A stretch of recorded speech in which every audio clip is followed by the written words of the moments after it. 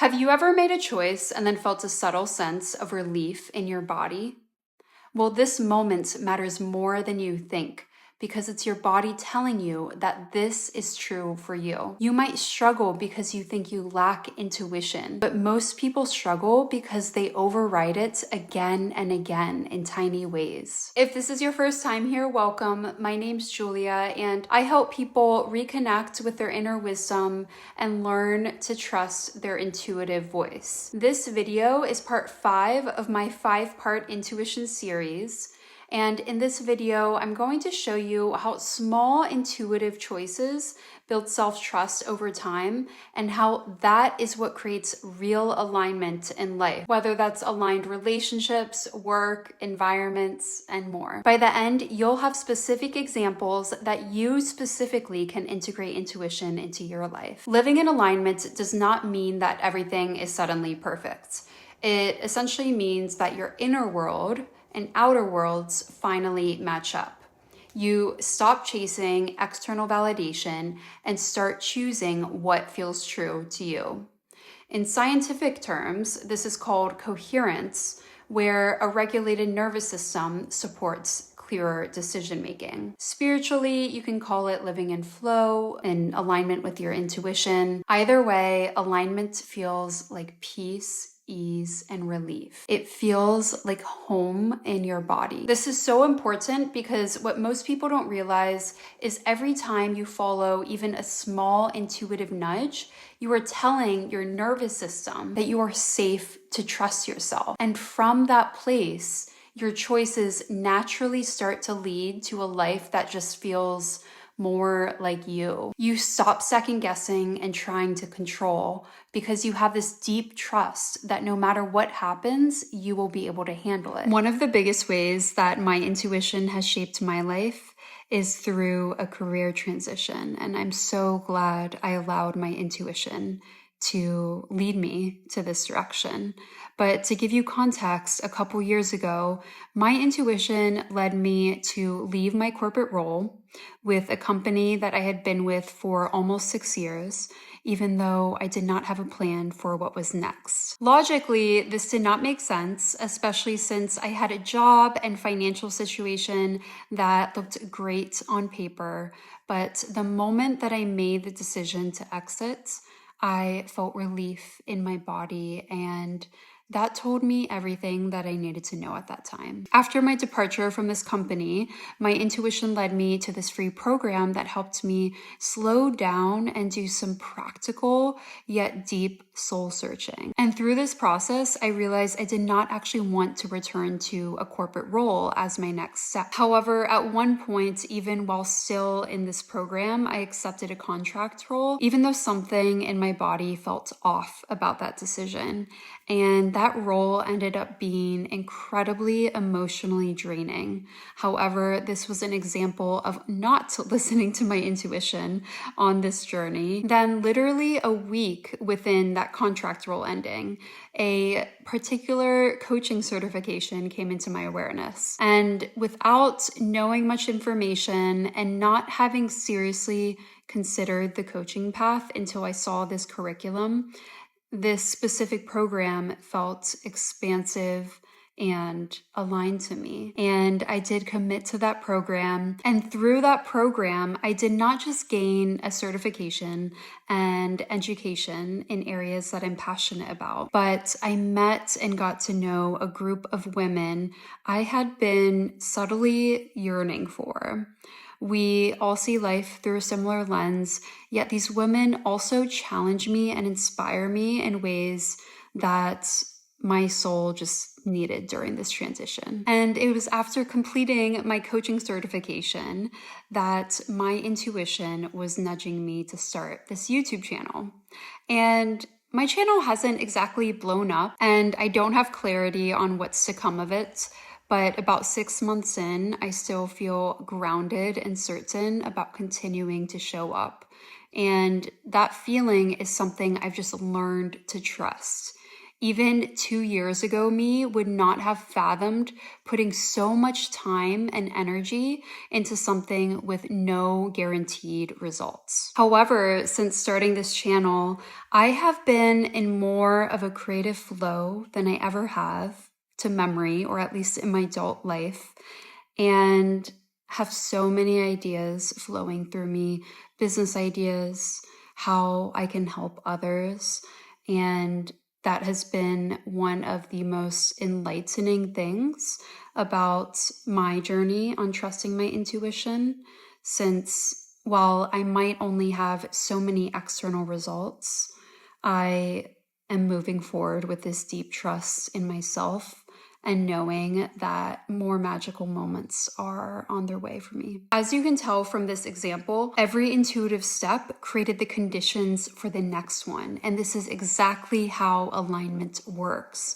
Intuition does not remove uncertainty from life. It teaches you how to move with it in the way that is most aligned for you. Now I'll share how you can start integrating listening to your intuition in practical yet super impactful steps.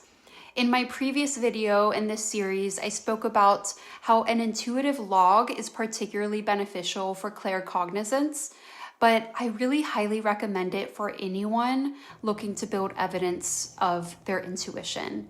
You can do this for scenarios where you recall receiving what was likely an intuitive hit, and you can recall the outcome of your decision.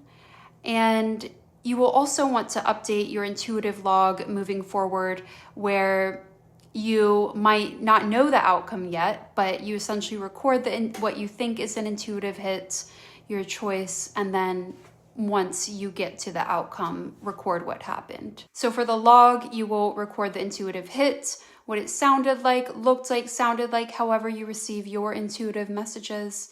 And then you will record the action that you took or decision that you made as a result of the intuitive hit.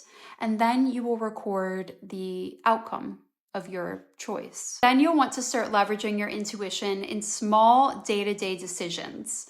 Some ways that I have practiced this and still continue to do so, and also ways that I've shared with clients to support them, are, for one, with cooking.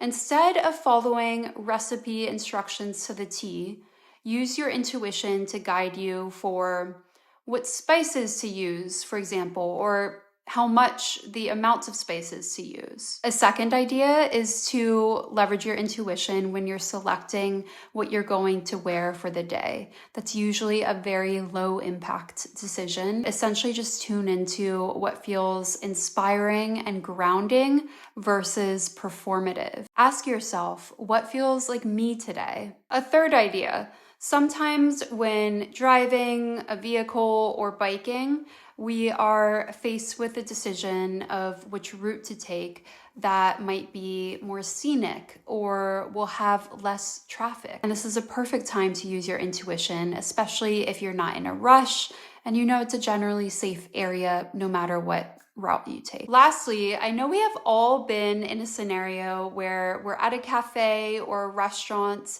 and are deciding between two or different things and just can't decide. This is a perfect time to use your intuition and log it into your log. So note the choice that you ended up making and the outcome, which in the case of selecting a menu item would be whether you were satiated and satisfied, or were you disappointed with your decision and possibly should have listened to this other nudge that you were getting. To think of additional examples for you personally to practice using your intuition, I recommend reflecting on where you catch yourself in decision paralysis or just catching yourself maybe outsourcing decisions to other people. If you only trust your intuition when the stakes are high, such as when to leave an unaligned job or friendship, or maybe make a big purchase, then your nervous system won't believe you. And when your nervous system doesn't trust you, it keeps pulling you back into familiar patterns. even when you consciously want something different. That's why these small, everyday choices matter. They're how you teach your body that alignment is safe. And the goal here is not perfection. It's simply to exercise and build that muscle of trusting yourself. And just as I articulated in my career example, continuing to follow your intuition over a longer time frame will lead to a sequence of events that you could have never predicted on your own, but will lead to more ease and inner peace in your life long term. Before we wrap up, I want to express how proud of you I am for completing this series. And if you have not watched the full intuition series, start from part 1 because each step builds on the last. I'm proud of you because it shows a true commitment to loving yourself and living more authentically to you. Living life guided by this inner compass is what will set you apart from most people. And that, more than anything, is self-love embodied. Also, please don't forget that this is a skill that takes a long time to develop, but each time you tune in and actually trust and take action on your intuition, that compounds in the long run. I would treat your intuition like a relationship and not a test. Now, I invite you to practice following your intuition in low to medium impact decisions for the next 6 to 12 months and watch how your life quietly reorganizes around who you truly are. 6 to 12 months might sound like a long time, but it's nothing compared to the long-term impact that this will have on your life. Here is the playlist for the entire intuition series in case you missed any of the previous videos or would like to review and take notes. Thank you so much for being a part of the Finding Joy Collective, and please like and subscribe if you enjoyed this video and would like to hear more on spirituality and self-love.